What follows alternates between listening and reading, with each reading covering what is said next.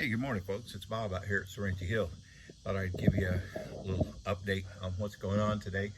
Did a little design change, and first of all, to my workflow, because what I decided to do was I moved my set up scaffolding inside, and boy, I tell you, to be able to uh, to put my mortar and logs for that I need for the next row and buckets and everything up here, and I climbed the ladder once, has been a big help. And I'm like, why didn't I do this before? So if you're doing something like this, man, having a scaffold, man, that's a great deal.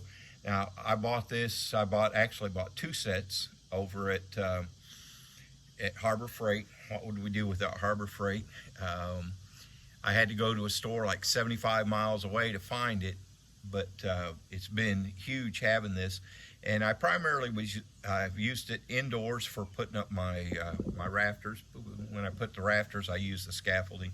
And I've got two sets. You can stack them high, and it gets me almost 12 foot off the ground, about 10 and a half foot off the ground when I stack both of them up. But here inside, it's great. I've got it about halfway up, but it lets me get up there, and I'm actually, instead of working overhead, I'm actually a little above the work. And you'll see a little change here. I had concerns about what I was going to do with all this, with the weight of cordwood on top of these window boxes. Now I've got them supported underneath with a leg, and they're screwed to the timber. But my concern was, with all that weight, I didn't want that box to bow, because cordwood weighs approximately 500 pounds for every linear foot on an 8-foot wall. So that meant that up above here, I've got at this end would be almost 4 foot, and at this end it's about 2.5 foot, and then it would be more on the next section. So I would have had over a ton, over 1,000 pounds. I calculated out to around 1,200, somewhere between 12 and 1,300 pounds total weight of cordwood on top of this 4-foot window box. And I was concerned about how that was going to support. And people suggested a header. Well, I had a 16-foot 2x10 that it was left over from putting my supports in underneath my actually, this was the 2x10 was left over from the rafters, because I got 2x10s up top for supporting my roof, and I got 2x12s below. So I had the 16-foot 2x10 left over. So what I did is I used some GRK timber fasteners, and I fastened it across. It was just wide enough to go across and catch 3 timbers, so it would be able, one board be able to support both windows. And my sister said, it'd be a shame to put cordwood all the way up and lose that view, because it's a beautiful view out there. I know it's kind of washed out because it's dark in here, but why not put in windows, a wall of windows? And I thought, I like that idea. So I went up, took some measurements, see what size box I would need, and took a look at the Menards site to see what kind of windows they had that would fit that space. And they have 24 by 36 sliders actually in stock.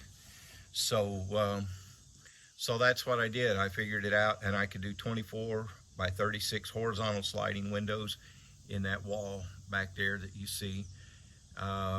So I built that framework, put the house wrap on the outside of it. I'll put red cedar car siding on the outside, and then put insulation inside the cavity there. And then I'll fill that cavity with insulation. I've already got a roll of fiberglass insulation for our 2x4 walls. So that's why I've got the spacers. The spacing is 16 inches on the 16-inch centers on the verticals that you see there. That way I can just be able to staple my insulation in there I'll have a couple small places I'll have to cut it to fill. And then on the inside of that, I'll put above the windows, and between the windows, I'll put some pine car siding, because that's what we're going to use for our interior walls. So now I've got a nice view of the windows, and then I'll do the same thing above all these windows. Now on the fronts, I'll be able to put 36-inch tall sliders. So it's pretty neat in a couple different ways. One of the ways it's neat is I'll be able to have a view of outside instead of seeing wall and keeping the outside out. I'll have these nice windows up here where you can see the trees and have a view of outdoors. Plus another thing is, it took me, and that's with this being the first one I built, and with having to do some cutting and figuring angles and all that, because with it being on a slope, that, you know, I took my, believe it or not, this is where phones are great. I took my iPhone and I put it up against that rafter to see what the angle was, and then I knew what the angle was, so I was able to cut that bevel into all the uprights here so that it matched up. And just doing that with the phone, of all things. So these phones are great for all kinds of purposes. And then of course going up there and cutting and fitting, and you know, the timbers aren't straight, so you make a measurement across one place and the timber may have a little bit of a twist in it. So you know, each piece I would take and kind of fit in there to make sure it's going to fit right. Now I should be in better shape, I hope, on the outsides, on the front side, because those will all be rectangular. But it took me about 3 hours to build that, get everything all fit, to build it, get it put in place and nailed in place up there. About 3 hours. That would take me about 4 or 5 days of filling in with cordwood. This is huge. It's huge because it does two things for me. It gives me a view. I've got a wall to make the inside, but I've got a wall that also doesn't block out the outside. So I'm still enjoying the view and lets more of the view in. It lets more light in, because cordwood can be kind of dark, and you need to get more light in this space. Well, this lets me get light in the space, but it's indirect light, which is the best light, and lets me get a view of the outside, because that's, after all, that's what we love about the woods out here, is the views and the beauty of the place. So I'm not blocking all that out with my walls. And the other thing that's huge about it is that took me 3 hours to build that. The windows don't take very long to put in. Putting the car siding up isn't going to take that long. So I've got 5 days worth of putting cordwood up in that, 4 to 5 days. So that saves me that time per wall. But not only that, I've got 2 or 3 days of going out and cutting trees and stripping logs involved in that as well. So it's got about 7 to 8 days of work that it takes out of each wall. And I've got 1, 2, 3, 4, 5, 6, 7 more to build like that.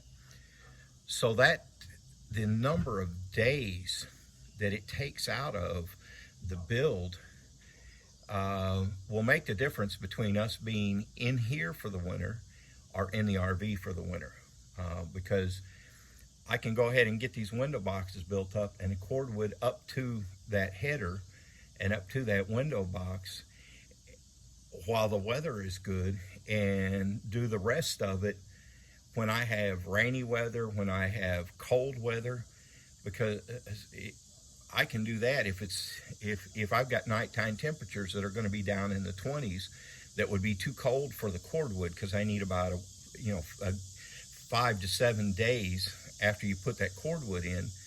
You need about 5 to 7 days above freezing to keep your mortar from flaking and spalling apart. So this is huge because this lets me do the cordwood in the time of that I've got when it's warmer, and I don't have to worry about it going bad on the mortar. And if I've got colder temperatures for finishing up windows and siding, so be it. No big deal. I can do that kind of work when it's going to be above freezing during the day, but below freezing at night. So it just this is huge. And that suggestion came from my sister Susan, who just happened to see my post on Facebook about this header that I put in and my plan for covering it with cordwood. As you can see behind me, part of it's covered with cordwood. The whole thing would have been covered with cordwood, but we had an interesting thing happen. I went last night about 5 o'clock to make my final batch of mortar that I would need for finishing this wall up, so I could do the last bit of mortar up at the top there, and no water. And so I reported an outage, checked with some people, and they had a major problem, and they worked on it. Well, we went to bed last night about 10 o'clock, and we still didn't have water. And I got up at 6 this morning and still no water. It turns out that they thought they had the problem fixed, but then they developed a major leak in the 6-inch main line. And so they repaired that leak, and then the line split down past that leak. And so they fixed that, and the line next to it split. So they ended up having to replace 45 foot of 6-inch water main. And they're slowly turning the water back on to make sure that it holds, that it doesn't split before or after the section they replaced. So I feel for those guys, and you know, it's days like this that make you think, man, I wish we'd have gone ahead and put a well in. But you know, when you're building out of your own pocket, sometimes you have to make choices, and we made the choice to go ahead and put county water in, because including getting the meter put in and running 150 foot of line from the meter to the house, that only took us, that cost me about $1,000. And that includes a box to put some water valves and then valves to shut everything off, because I'm a big believer in valves. I built a manifold that comes up. It's underneath the stairway coming up to the kitchen. So it's kind of inconvenient. I got to go under the stairs to get to it, but oh well. But I can open that up, and it's 2 foot down, and I've got a shutoff for the laundry shed, a shutoff for the RV, a shutoff for the frostproof fitting, and another shutoff for the water coming into the house. So I can shut off whichever one of those I need and still have water to the others. So valves are a good thing, so you can isolate your problem and not have to go all the way out to the road and shut off all the water so you don't have water anywhere. So unless that solid run of PEX that I put in underground for my main water, unless it breaks, I shouldn't have to go shut off my water at the road. And hopefully I won't have to shut off water anywhere. So at any rate, that's where we are right now, waiting for the water to come back on. I'm going to move my scaffold over to that location. Yeah, that location. And make my measurements there, because I bought enough lumber to do both these walls. So since I can't do mortar because I don't have water, I'll move my scaffold over. I'll go up there, make my measurements, and start work on the box for the next window. Now, like I said, I got 24 by 36s in here, and in the next window, because of the column and the size of the wall, I'll be able to put a 36 wide and a 30-inch wide. And I've already made a couple measurements for the next two that I'll build, and those I'll be able to fit two 36-inch wide by actually 36 tall in there. So um, Deb did not know what I had planned, so I brought her out here yesterday um, and had her keep her eyes down and made it so she couldn't see. And then I had her sit in a chair and open her eyes and then look out that wall and see that instead of being closed off, she could see trees. And her comment was, I'm going to have to make sure that I have a place to sit where I can look out there, because I'd rather look out there than watch what's on TV. So I would call that a win. So, don't be afraid to make changes. And it's wonderful when you have people out there that have some great ideas. I've got friends and family that are really good at design and have some great ideas. And this idea that my sister came up with was a big win. It'll cost me, I was doing some rough figuring, depending upon the size of windows, it'll cost me $75 to $100 more per wall than doing cordwood as far as cash outlay. But again, when you consider the number of days of installing cordwood that's going to save me, plus how much less cedar I'm going to have, so how many fewer trips I'm going to have to make to cut logs, and how many fewer days I'm going to have to spend stripping logs. Man, the time saving is huge. Plus the fact that it's going to lighten and brighten the place up. We'll have more light. Even the walls that face the east, the trees are tall enough that there'll be one living room window, one, maybe two living room windows, that the angle the sun comes up in the summer will catch some light in the morning. But by the time the sun is up high enough to clear the trees so that it would be coming in, this 4-foot overhang on the front will shield those windows. So almost all the light that I'll be getting, even on the eastern exposure windows in the morning, will be indirect light, which is fantastic. And of course, the windows today, everything has the low E coating on it. And the benefit of that is that low E reflects like 85% of the infrared, which is the heat energy from the windows. So you get the light without the heat.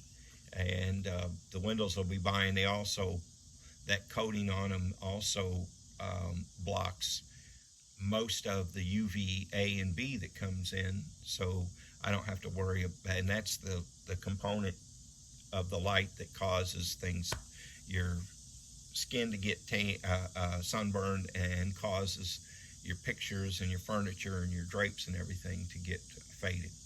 So yeah, it's a win, I think. And putting the scaffold up is so much easier, because then instead of I put my materials up there, I climb the ladder once to get up on the scaffold, and I can do everything I need with that whole batch of mortar, and don't have to come down until I have to go out on the outside. And then from there, I'm on scaffold as well, so I do what I need from there, and I don't have to get down until I'm done. So it's a whole lot less up and down on the ladder, which is great for my knees and feet and back and everything. So, all right, well, listen, thanks for stopping by. I just wanted to catch you up to date on where we are and what I've got going on, and we appreciate you taking the time to watch our videos. Glad to know that some of you are enjoying the process, and just wanted to share that exciting news with you about the change in plans. It's really gonna, man, it takes a lot of pressure off me, because I was really stressing about being able to get in here, and I think it's going to make it possible. So with that being said, I can't build a house while I'm talking to you, so I'm going to shut this thing off and go do some measurements, and start doing some constructing.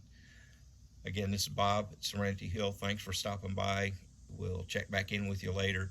Probably go ahead and show you next week. I'll be putting up another board across here, another header, and building a couple boxes. So I'll go ahead and video some of that so you can see some of that process if you want. All right, thanks for stopping by. Don't be afraid to get out there and try something new. Don't be afraid to consider new ideas when you're doing something, because you might just like it. And don't be afraid to do something you've never done before. Make things happen for yourself. Till next time, we'll talk to you later. Bye.